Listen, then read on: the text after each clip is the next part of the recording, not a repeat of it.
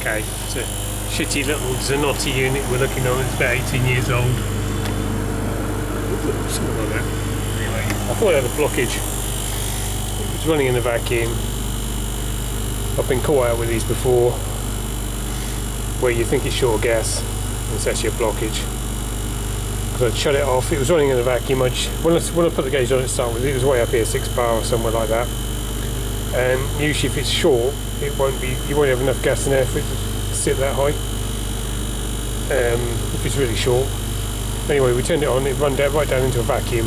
So you'd normally expect if it had enough gas in there to have enough liquid still in there, so you've got a good decent pressure, it wouldn't run right in the vacuum.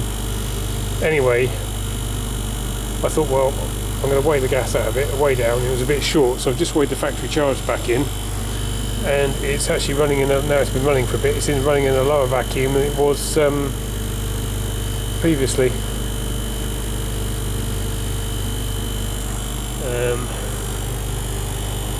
Push and hold that, it should turn off. It's off.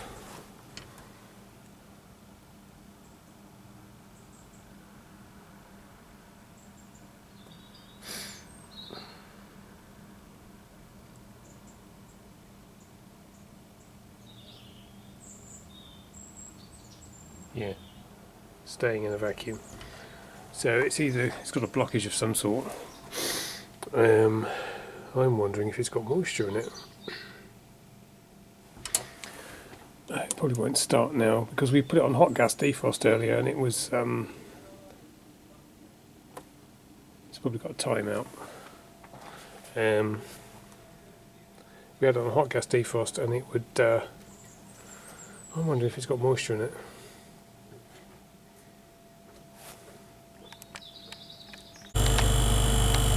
Right, so that's running in a vacuum, and if we push and hold that button, it'll do a defrost. Hot gas valve opens. I wonder if it's got moisture in it, but how would it have got moisture in it?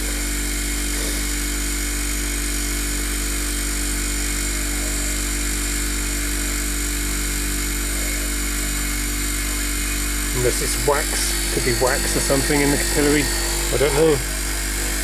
It's had a replacement compressor, so the original ones died for some reason.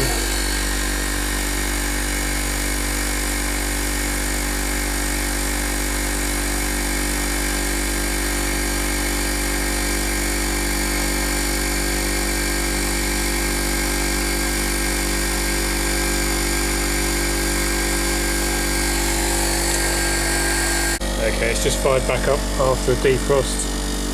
That's diving down.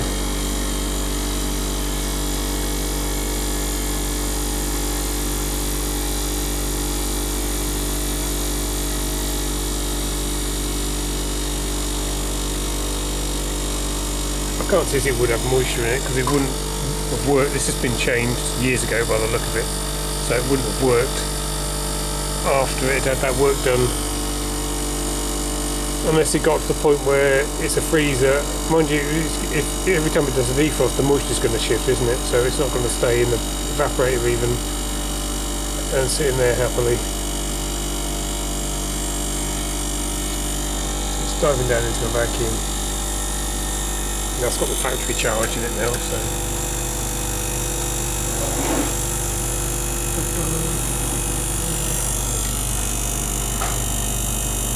Yeah.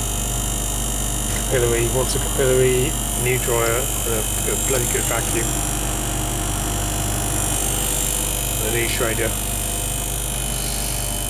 And I'd probably chop that loop out for the hot gas loop and let it drain on the floor.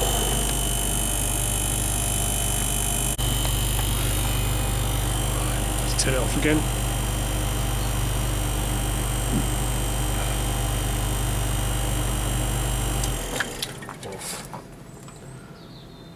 That's what it was doing earlier, it was sitting in a vacuum.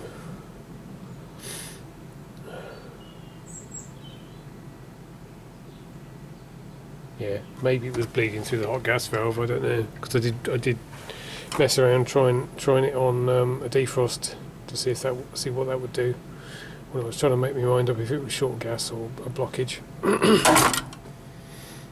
Yeah, see, that's stuck in a vacuum.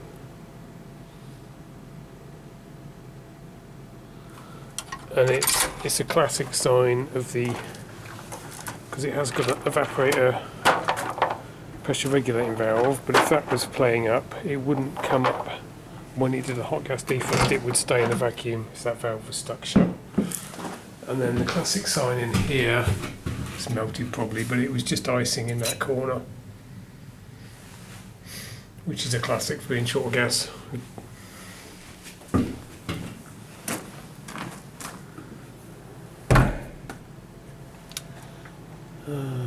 Yes. It's knackered, basically. Okay, back at her again. Got the new capillary fitted in there, just wants tidying up a bit. Put a couple of cable ties around it. So it's brazed in there, which wasn't too bad to get to. And that's brazed in there, which is not easy to get at. Anyway, looks like it's done. So, got to change the dryer, leak test, vacuum, and then see if it works. Okay, it's got the dryer brazed in. So just got to leak test it and then the vacuum and charge it up. And hopefully it works. Put it all back together. We can do that while we're vacuuming. Okay, got that back together. Put some more tape on there. The drain pan's got a split in it.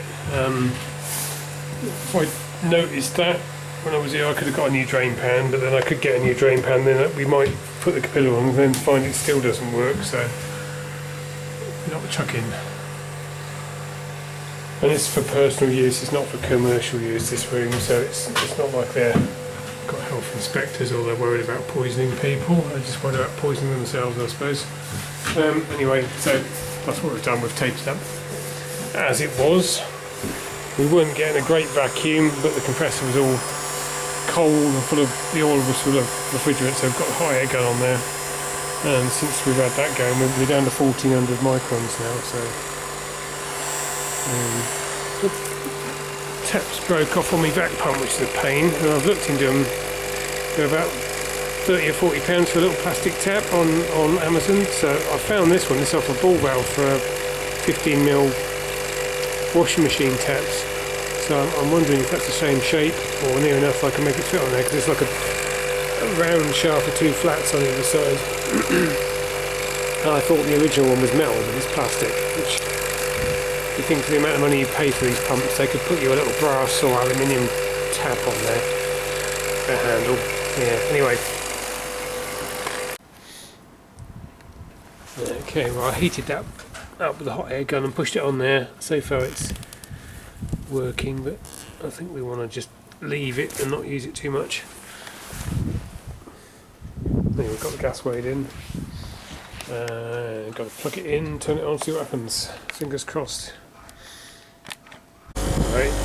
I can't remember how. I think it was going into a vacuum before. And this is the wrong refrigerant we've got in for the gauges, for the scale on the gauges. But that is about -25 on 449A, -26. This is 404A, which is probably fairly similar. It's took 5 degrees out since we turned it on. Got some good heat coming off the condenser, so it's doing some work. We'll just leave it run for a bit, see what it does.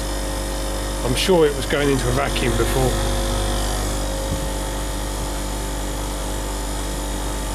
Yeah. Okay, it's been running for probably half an hour or something. And it's down to -4, I think it's +15 when we turned it on. I don't think it would get below, I think it was running at +3 or something when we were here last time. Anyway. Right.